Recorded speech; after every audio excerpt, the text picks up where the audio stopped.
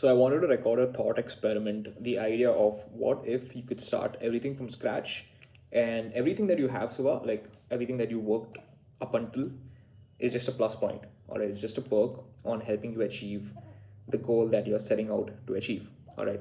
So right now it's 2026, it's practically 5th of January 2026, and I was working on my vision board the other day, last night in fact, and I feel that I would want to become a billionaire. Now that's a pretty big goal. Actually, very precisely, I want to make $10 billion, right? So that I can buy a $500 million yacht. All right. So now that might sound crazy. It might sound like a cool goal. Some might call it unrealistic. Some might call it, how are you gonna get there? But I want to set the vision straight, right? I feel that I'm capable of doing it. I feel I'm capable of getting there. But I now, since I have that vision or that idea, working my way back, if I wanted to actually achieve it, I need to make some very important habits and lifestyle changes if I want to actually achieve $10 billion, right? I want to make myself familiar with the process of achieving that goal, which might sound crazy again. Like, it's not a word that at least my circle or my family uses, but this is a personal goal and this is a personal video, and it's probably just stay along with me. So how can I achieve $10 billion, right? The way that I tried to trace it back, I wrote a couple of notes. So I'm just going to go through my notes really quickly. There's a note called "How can I make $10 billion?" So, how can I make $10 billion so I can afford a $500 million yacht? In tech, I'd have to create something that would be acquired by the government, Meta, Google, build something like Steam, build another Google or a Meta, something that's used by a billion people, something that will be used by the entire world. The entire world could use it to save time, save money, or make money. And basically, the entire value creation paradox. If you know what the value creation thing that I talk about, which is help people save time, help people save money, help people make money, with a community, with an experience, help people save their health or grow their health. There's an entire value creation theory with that, and innovation. Innovation that creates marketplaces for marketplaces that can that can create more marketplaces. So I'm talking about some sort of innovation that can create a marketplace, and inside that marketplace there are sub markets that kind of create their own markets within, right? If you can be the person that creates the entire platform, if you can be the internet, be like Google that creates thousands of millions and billions of marketplaces which have marketplaces within, you could definitely make north of $1 billion. I am not going to be surprised. In fact, let's do a quick research and find out, how much does Google make? I mean, I don't know if that's a right or relevant question. All right. So Google makes tens of billions in revenue, roughly $348 billion in total revenue for 2024. They made a $348 billion in 2024 in that single year. All right. Primarily coming from advertising, $265 billion coming from advertising, and the other chunk comes from Google Cloud. So Google makes that much amount of money.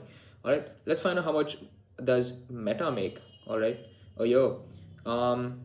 Meta makes in 2024 they made $164 billion, and in quarter four of 2024 alone they made $48 billion. All right, so Meta is a really big company and they make more than $100 billion a year. All right, and I'm pretty sure that comes mainly from advertising as a source. It's actually written away 90 to 99% of Meta's revenue comes from advertising, right? And then 1% comes from some sort of reality lab, which is like a segment that they're focusing on, the metaverse and VR and stuff like that. Okay, back to my notes. All right, so we're talking about marketplaces and marketplaces and people marketplaces, like innovation. Now, if you would like to trace back, if you wanted to create a meta, let's say, scale at what you're thinking at when you're starting out will probably be very different. One of my friends told me to read the autobiography of what's his name? Not Sean Parker, but Mark Zuckerberg, to actually dive into his mind, what was his mindset when he was building Facebook, right, which is now known as Meta. Um, so that's one thing. I don't think you can ever predict that you're going to be making $1 billion, right? But I can definitely find out what I should be thinking on, or how I should be thinking about, if I wanted to definitely hit that goal or target, right? Now, list of things that are going to be that are here to stay, right? So it's 2026 now, and looking back at history, we had the internet era. We still are in the internet era. Internet is here to stay. Social media is here to stay. People are going to be continuing to use social media because that's a way of people connecting with one another. Hence, Meta. I think Meta, Facebook, Instagram is just gonna keep on growing. I think I feel Meta is gonna have new competitors coming out in the market, and they will no longer be a monopoly. Um, the rise of short form, high and quick dopamine sources of social media or knowledge or information, however you want to call it, is going to be here to stay. I feel that companies like Meta are going to start exploiting our way of viewing information and dopamine. So it's like they're optimizing for short format content, but although I think the downside of it is the human being does not have a cap on the amount of dopamine it wants. It wants to always keep on finding sources of dopamine and fast dopamine. So there are some non-negotiable dopamines also, like sleep and like eating and stuff like that. But the way it's wired is a bit unique, and it's also a little bit weird because uh, some people might just get addicted to a dopamine source, and they won't know that they're addicted, and they won't know when to stop and how to stop.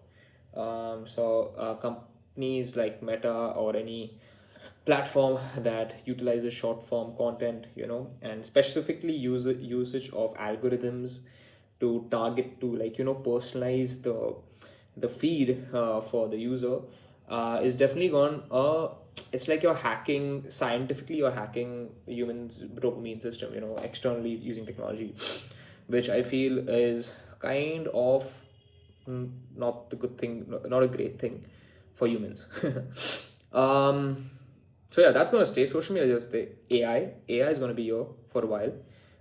It has been here for a while, but now with the generalization, the consumer grade level applications of AI are just going to keep on increasing, and AI, the internet, and the social media is going to be here to stay. Specifically with AI, what is AI going to do to people, right? How is it going to affect their behavior? See, people want to always save their energy and they want to save their time. People sometimes don't feel like typing. People sometimes don't feel like prompting, because AI is all about prompting, right? Specifically, if you're using something for work, prompting, typing stuff like thinking and typing. Some people are great thinkers and great typers. Some people are just lazy typers, lazy writers, right? Not everyone is a writer. So people don't feel like typing and prompting. People want to use less of their energy. As human beings, we always want to conserve energy. People might become more lazier. Oh, sorry for the yawn, but that's true. We keep on getting lazier and lazier. Or another word for it is that if we find an easier way to do something, we might just end up always stick. A human being brain always will try to do the easier way rather than the hard way, because nobody wants to work hard unnecessarily, right? It's not everyone has the discipline and the thing to do the hard way. So like, rather than if you found an easier way to achieve X, you would not necessarily not the probability of you voluntarily going the hard route is very low, Hence, you might just try, if you are aware of a easier way of getting to X, you might just do the easier way, right? And that's just what a rational human being would do, right? But we are not aware of the fact, or that we are not aware of the fact that how doing easier things affects the willpower and discipline of doing hard things. Like doing hard things is very important. People can get educated and get clarity faster with AI, with LLMs, and now LLMs that are connected to the internet. You can query data faster. You can quickly ask questions and troubleshoot your problem faster and better. People can get information faster and better. Google as a search engine is going to turn into more of an AI powered search engine, and it already is. So people can get information faster and better. It'll be easier to discover things with the help of AI. Whew. So dopamine is going to be very accessible via technology. If information and finding out new knowledge creates dopamine, that's going to spike because it's going to be very easier. And if you're naturally curious person or human being, then and you know how to Google stuff, to ask stuff, then naturally you will get involved into that. Give me a moment.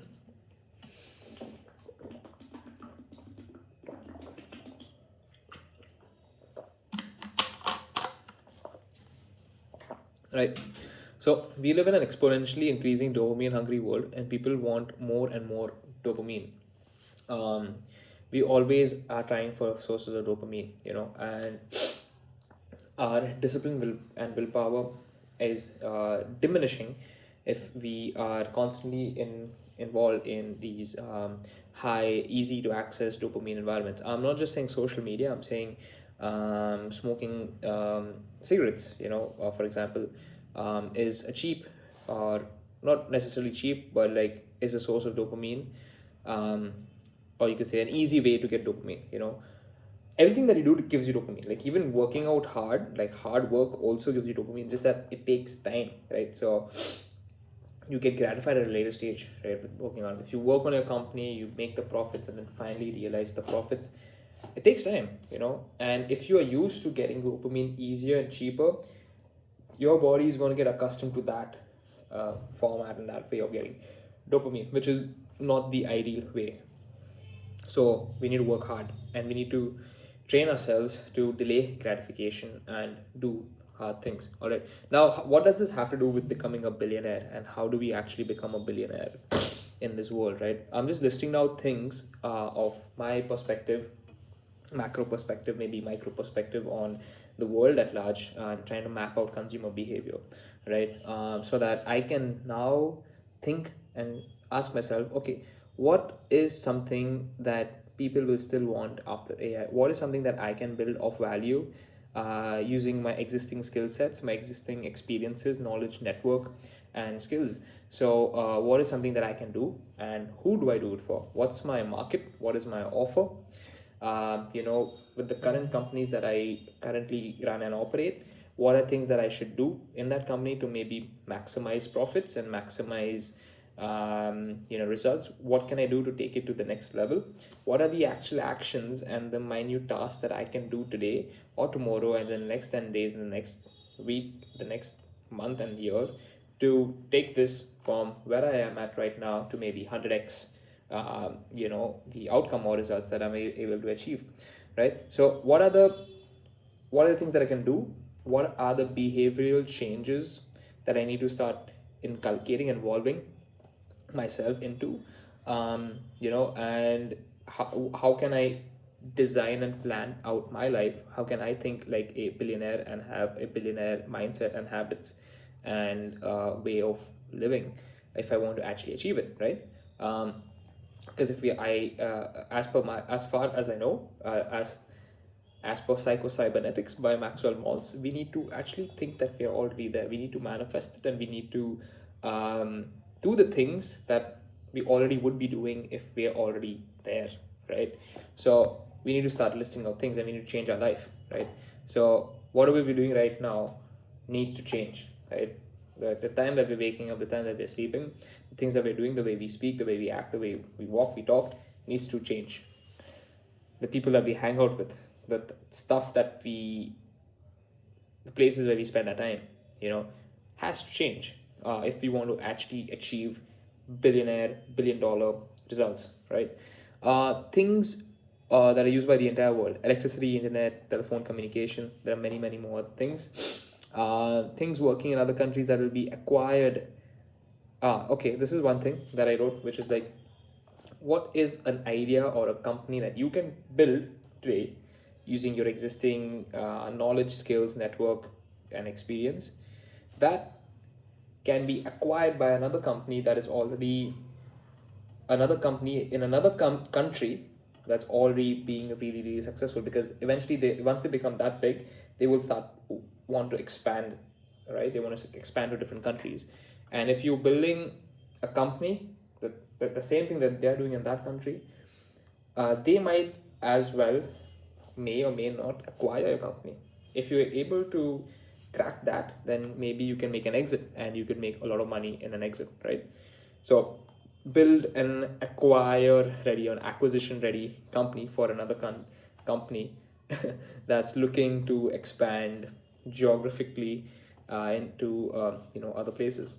So to give you an example, um, let's say um, let's say you are in the let's say into your own finance, right? And there's a certain financial product that's working very well, let's say in the UK, or maybe in Dubai, or maybe the United States, right? And they're using a particular scheme or a particular system, or type of completely different new financial instrument, but they can't directly just start doing it in your country. You can maybe start building the base of it, maybe systemizing, structuring, doing kind of the hard work that you need to be doing any which ways when building a company over here, and build it to a level and build it in the right way that it can be acquired someday by any of the companies that are already doing the same thing in that country, right? Just an example. Um, let's say you are a car company, you may manufacture cars, or maybe you don't even manufacture cars, you manufacture parts of the cars, or maybe you manufacture the parts of the machine that makes the cars, right? You could build up a plant, scale it, already get a few customers and clients here in your home country, and get it up to a certain ready, and maybe make it acquisition ready, so that if another company that is already successful, been there, done that, wants to acquire you, you have a chance to get acquired. You have an exit, right? So always start a business with an exit in mind is what I have also learned. Like, what's the end goal? Like, where do you want to get with your current business? Like, how much money do you want to make? When do you retire? When do you exit your company? What's the exit clause? I think very important to think about these things when you're entering into a partnership, you're entering into a company. What is the exit clause? What is the ceiling that you're willing to go up until, along with your partner? Something to think of. What would people still want after AI? I think people will still want to make money. People still want better health. um, I think people always, making money is always a thing that people want to do. We all went through an education system to get to, with the idea that okay, we'll get jobs because the jobs will give us money, and for some reason money allows you to get access to different things in this world, right? You can buy stuff, you can do things with money. Money gives you options, right? And that in a way allows you to achieve a dopamine. Now, there would be a version of me that would say that you don't need money, and that version of me would be true, because you actually don't need it to, like, you don't need a lot of it to enjoy a good life. If you just have enough, you can make do with it, and you live by your means, live below your means, and have a great life with a family. But I feel that this version of me right now in this world, I guess, would say that, hey Ian, I utilize your utilize your strengths, your experiences, your network, your skills, and build something that a lot of people want. Solve problems using your skills, using design and technology, and make it accessible so that you can impact a lot of lives, all right? And be the first person in your family line, to be a self-made billionaire, all right? My vision is, or goal in life is to actually be a self-made billionaire. When I say self-made, what I really mean is that everything from scratch, like taking no help whatsoever or no other kickstart. Everything else is a perk. Everything else is a bonus.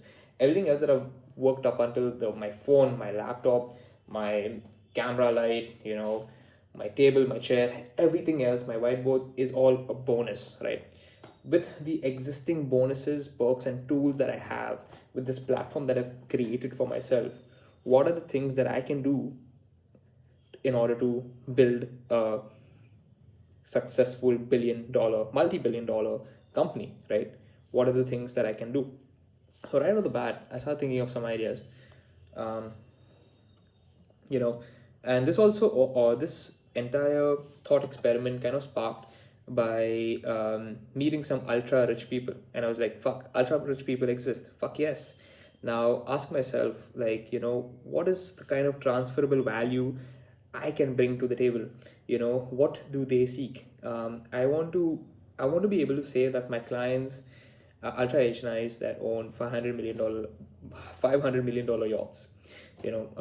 So we need to probably put a face to these people, who they are, what they do, what's their lifestyle like, what are the problems that they're facing, and what are the problems that they would invest in, what are the things that they would do and invest in, and make you money as well, right? So very, very important, I feel. Today I also learned that we need a warm up. We need like a proper warm up. I think Sam Ovens has one, and I should actually check out, find out how to make one.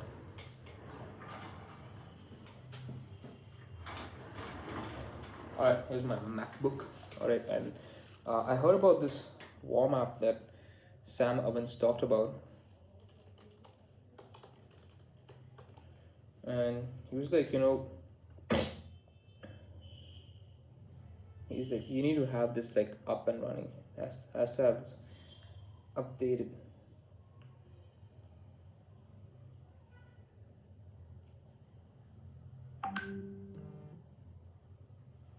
Strategic command center. My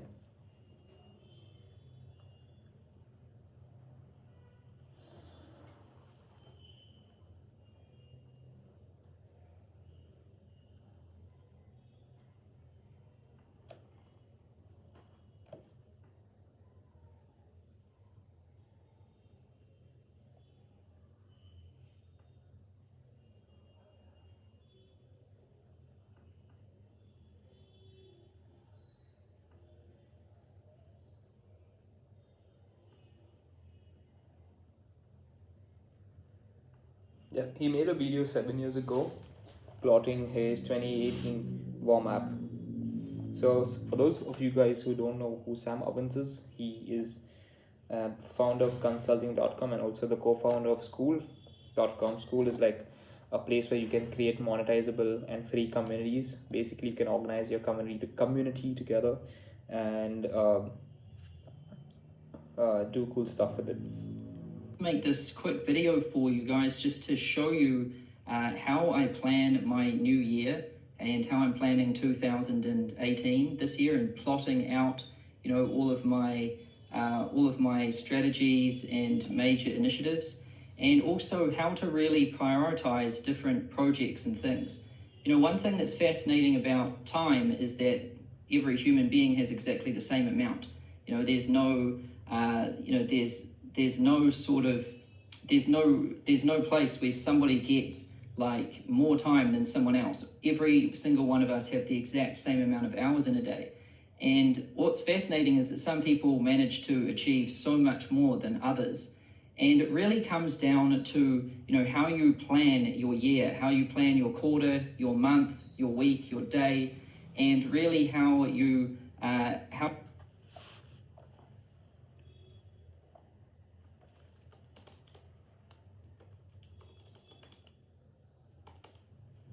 Basically, a warm up is like an entire plan. It's like a plan out for the entire year. It looks like something like this. And basically it has like January, February, March, April, May, June, July, right up till December. And you're basically planning out what you're going to be doing, like very, very straightforward. Like, what are the objectives of this month, this month, this month? When will you be like? So one thing that Sam Ovens is greatly nerdy about is like his time and like how he spends his time. Um, Having a good sense and track of your time is like super super important, and I think it is important as well. It's very important to keep a track of your time and be more as efficient as possible. Like, delete anything that's going to waste your time and not allow you to get your objective. Remove all distractions from work so that you can work on making as much as money as possible. So, any which ways.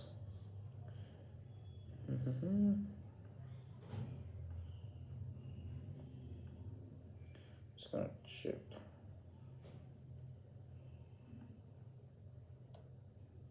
What's cool is that we can actually build this out using AI. Yeah, I know that a lot of this warm up was made like a while back, and I think we can make a much much better warm up um, with a bit of AI. But we'll do that later. Anyways, just want to plug that in. Back to making $1 billion, right? Um, we need to have our vision very clear. We need to have our annual goal, our quarterly goals, which turn down into monthly initiatives, actions, and tasks that need to be done. And we need to always periodically check if are the actions that we're doing aligned with our vision, and has our vision changed, and has the main goal changed, because if that's changed, it makes no sense doing the things that you're doing. You need to remind yourself why you're doing this, and if that why is not clear, if the reason why you're doing things is not strong enough, you're not going to jump out of bed doing it. So you need to be able to think about certain things, and also remove as many distractions as possible, like delete social media, deleted Instagram and YouTube from my phone finally. Probably gonna delete LinkedIn as well, but I don't use it that much. Probably like just when I'm traveling. And I'm gonna try to really focus on one thing at a time, and also meditate every day for 20 minutes straight. I think some very important changes coming into my life into for 2026, and I'm all in it to win it. Anyways, enough of the pep talk. Let's get to work. All right, so I need to make $1 billion master plan, right? And I need to work towards it. So give me one moment. I am going to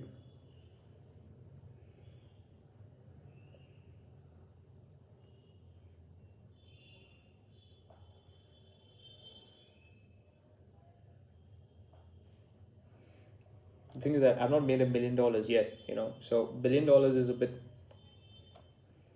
of a crazy goal. So I think I need to be making $1 million first in order to make $1 billion. But let's keep that in mind. Let's just simply keep the goal really, really high so that we're thinking on a level of massive scale. All right from the very start. Because I think it depends how much you think, right? If you think you want to make a lakh, you'll end up making a lakh. If you think of making 10 lakhs, you'll end up making 10 lakhs. If you think of making 1 crore rupees, I think you will end up making a crore rupees. If you think 10 crores, I think you will end up making 10 cr. And if you think 100 cr, I'm pretty sure you will figure out a way of making 100 cr. And if you want to make 1,000 cr at 10,000 cr, I'm pretty sure you'll find a way of making that amount as well. So the point is, if you just simply start thinking about it at the very get-go, at least you'll be able to make all the mistakes required in order to actually achieve a certain amount of it. If we aim high enough, and think of practical ways of achieving there and attempting those ways and actually pulling through those ways, I'm not I won't say that you won't achieve those goals if you try it, right? We'll only come to know understand until we try.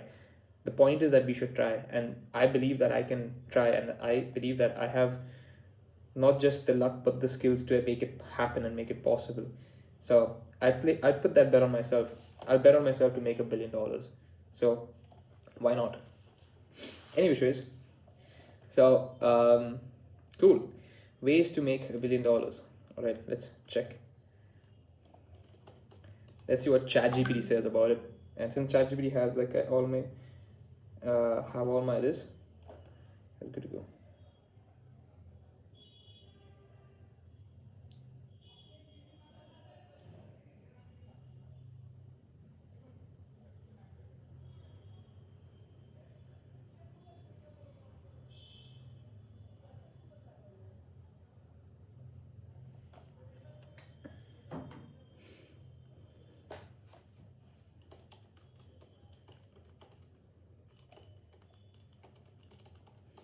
Let's see what AI has to say.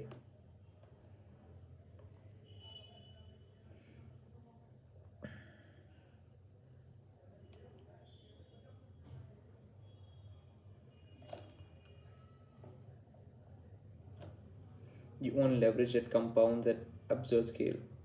So you don't make $1 billion the way you make a few crores or even $10 million. You own leverage that compounds at absurd scale. You need to own leverage. Mark Zuckerberg owns leverage. Nvidia owns leverage, right? Even Steve Jobs and Bill Gates and Elon Musk and Jeff Bezos, all of them own a certain leverage that allows their own companies to like freaking compound at a crazy scale, right? So a billion is a byproduct. It's not a goal you chase directly. So here's what actually works, stripped off fantasy. The first principle, you don't get rich by working harder. You get rich by owning something that scales without you. Equity beats salary, fees, retainers, consulting. Code, capital, media, data, network beat labor. Global problems beat local services. So if you're still trading time for money, you're capped. The only five paths that have produced most modern billionaires: technology platforms, software, AI, infrastructure, marketplaces, marginal cost near zero, winner takes most dynamics. Think operating systems, not features. Financial engineering, hedge funds, PE, which is private equity, quants, capital allocation. You don't create value, you move it better. Requires elite math, access, and trust. Natural monopolies, energy, logistics, telecom, resources. Hard, regulated, capital heavy businesses, massive moats once established. Consumer empires, brands that become default behavior. Requires taste and distribution and storytelling. Extremely hard today without tech leverage. Media influence, media plus influence and ownership. Build attention first. Okay. So what people like Jeff Bezos actually did, they didn't try to be rich, they tried to build infrastructure for commerce. Amazon wasn't a store, it was a logistics plus data machine. Money followed inevitably. You gotta do things that money will follow inevitably. Interesting. What Elon Musk actually did, he picked industries that shape civilization. He took insane risk early for equity, focused on first principles physics plus scale. He didn't diversify, he concentrated. What Steve Jobs actually did, he controlled taste and distribution and an ecosystem. He turned products into cultural defaults. Apple prints money because people want it. The uncomfortable truth, you won't $1 billion your way out of a small vision. Small market is equal to small outcome. Incremental ideas don't compound. Comfort skill kills scale. You need a problem where millions or billions of people are affected in a year. The solution improves every year. The system locks users in over time. You need to keep on compounding with users. Users need to keep on increasing again and again.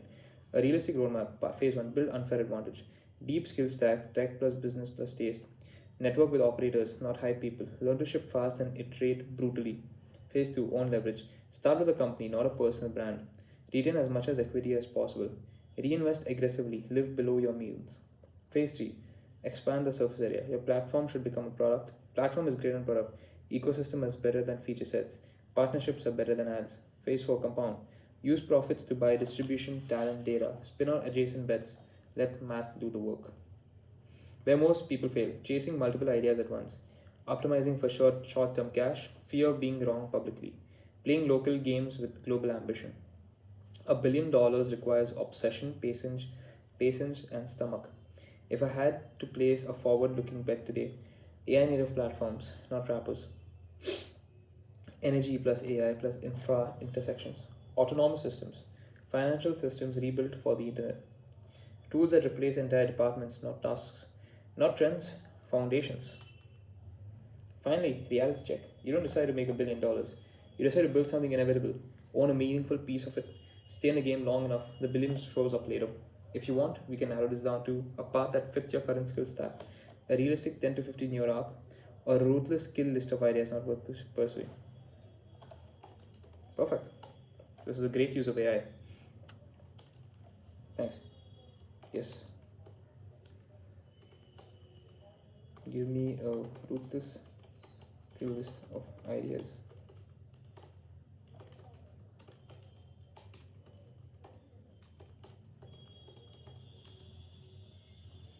Give me a ruthless skill list of ideas not pursuing based on my chat history. Alright, I'm going to be direct and a bit ruthless here. This is based on the actual history, not generic advice. Think of this as ideas that feel productive, intelligent, or creative, but will most certainly cap you below generational scale outcomes if your true north is $1 billion plus. Killer ideas you should stop treating as long-term vehicles, even if you keep them short-term for cash. High-end creative agencies, design, video, motion branding. You're extremely good at this, which is exactly the trap. Linear scaling really good people, margin pressure as you go. Founder becomes a bottleneck. At best, a $5 to $20 million agency with headaches. Almost no agency founders cross $100 million net worth personally. Keep it as cash engine, talent discovery lab, distribution entry point, but never confuse this with the main game. Productized services, retainers as the end goal. This includes unlimited designs, editing retainers, AI automation retainers, done for you. Kill this. On the flip side.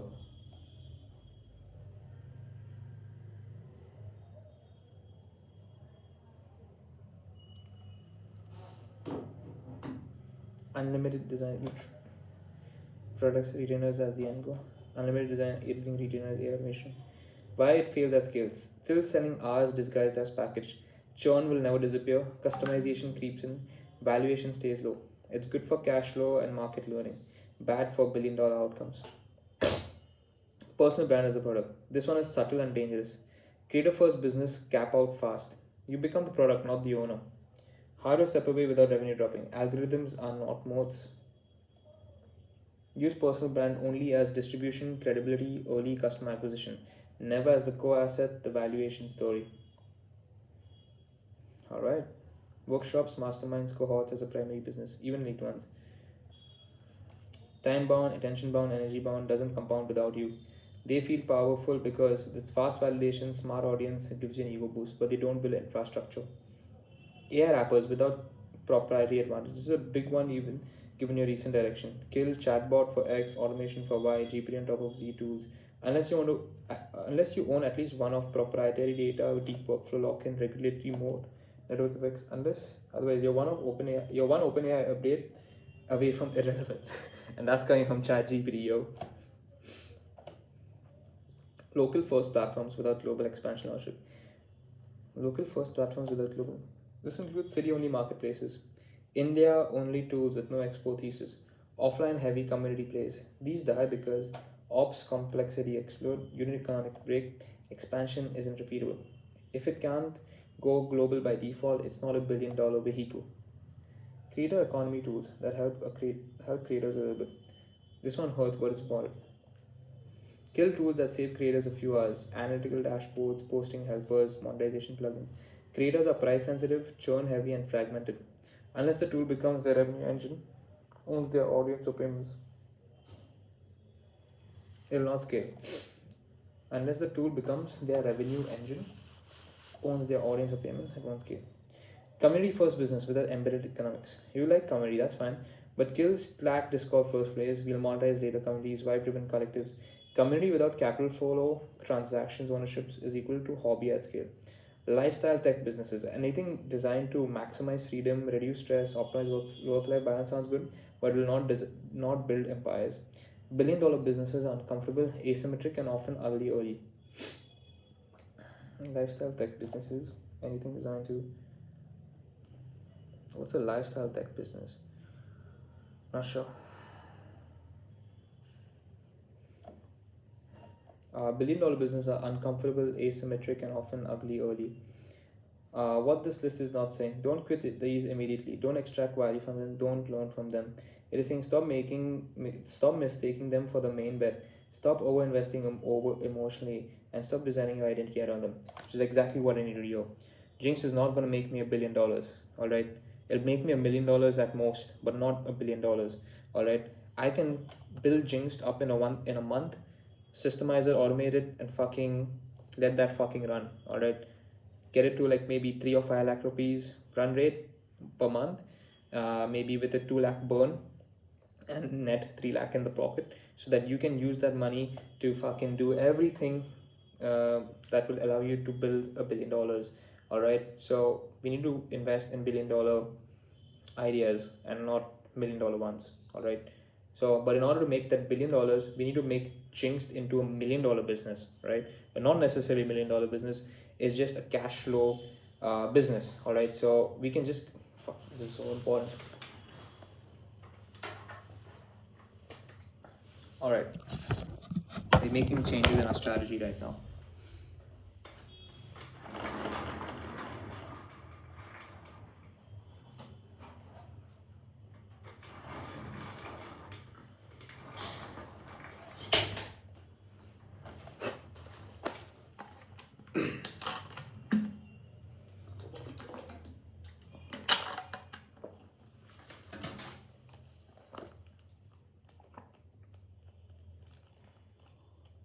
This is my personal journal, by the way.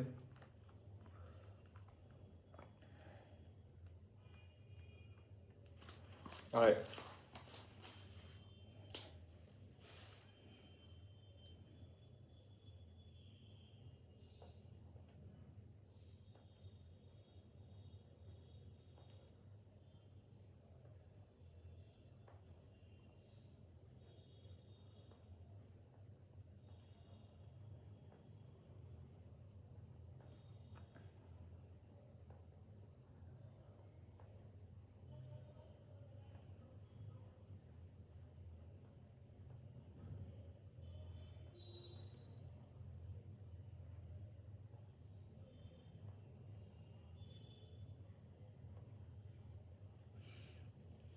Source of stability and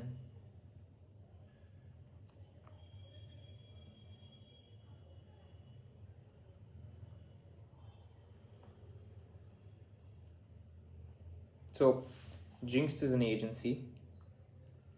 Jinxed is a creative agency.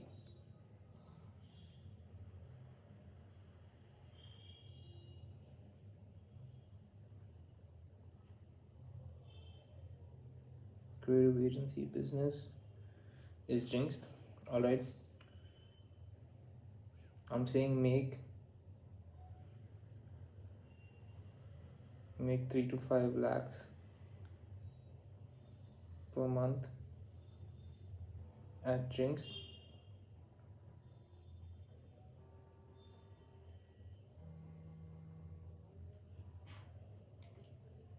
But spend make 3 to 5 lakhs per month on at Jinxed. But I want you to spend um,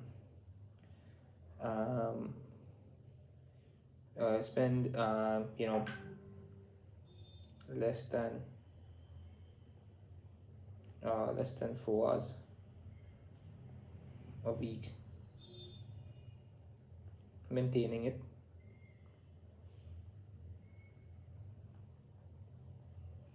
All right, I'm not sure how many hours. I'm just gonna write X hours, but I want you to spend. This is not main focus long term.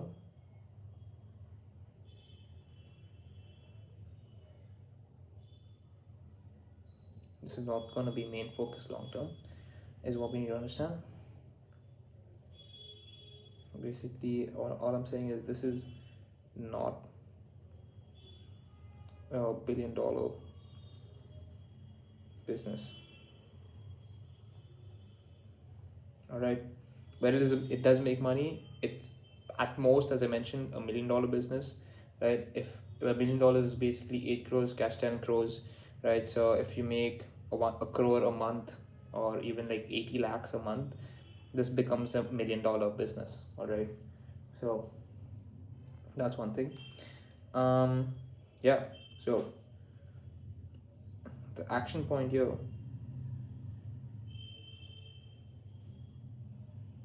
action point is basically spend spend 1 month building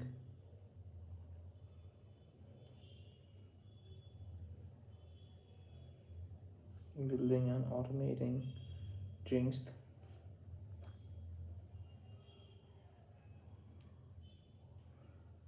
every department. I'm talking like design to the accounts. We gotta automate each and every department. Basically, set up this agency business to operate without me, but still make me the same amount of money. All right. So spend 1 month building and automating Jinx every department, so that it can run without you. All right. That's a main action point for Jinx. Gotta keep. We'll let that sink in and let that be the thing. All right. All right. Let's continue. Now that we have this written down, we will remember it. Okay. The real pattern I see in you. You're dangerously close to this loop. Build smart services, add AI, add community, add content, feel progress, hit ceiling, repeat.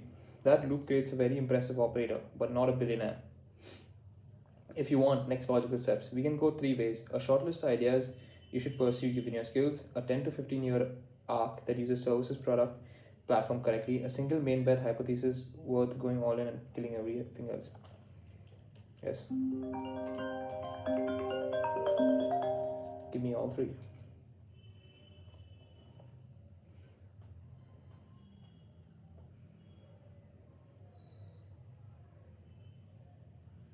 So you got a kill list.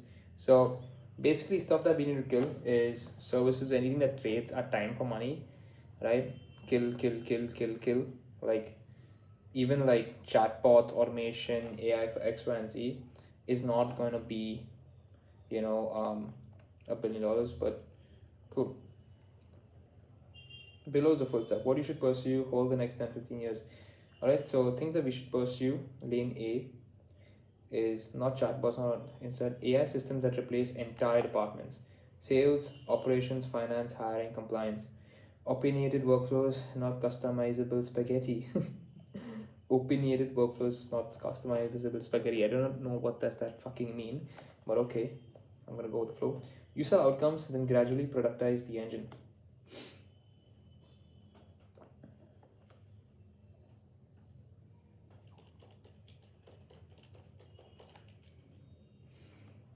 Okay, why this fits you. You understand operations, sales, creative, and tech. You think in systems, you can design interfaces and flows and narratives. What makes it billion capable? Deep workflow lock in, high switching costs, expansion revenue per customer, eventually price per company, not per seat.